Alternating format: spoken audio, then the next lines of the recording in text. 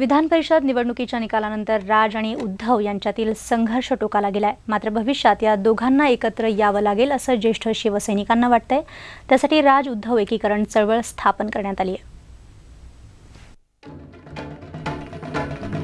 हे दृश्य राज ठाकरे शिवसेनेत असतानाचं आहे, पण हेच दृश्य पुन्हा एकदा प्रत्यक्षात यावं अशी आस ज्येष्ठ शिवसैनिक लावून बसलेत। अमरनाथ नगरपालिकेत सत्ता स्थापनेसाठी राज ठाकरेंनी शिवसेनेला दिलेला पाठिंबा, त्यानंतर उद्धव ठाकरेंनी आपल्या एरियल फोटोग्राफीचं राज ठाकरे यांना पुस्तक पाठवणं आणि त्यावर राज ठाकरेंनी त्यांच्या फोटोग्राफीची स्तुती करणं, यामुळे शिवसैनिक सुखावले होते।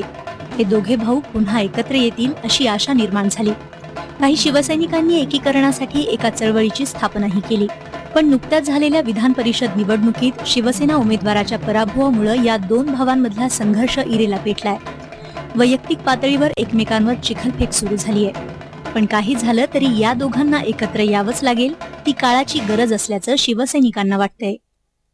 शेवटी तेच आहे, शेवटी नेत्याला जनतेचं मत मान्य करायलाच लागेल, कुठेतरी यांना तडजोड करायलाच लागेल आणि एकत्र यायलाच लागेल कुठच्या ना कुठच्या पद्धतीने।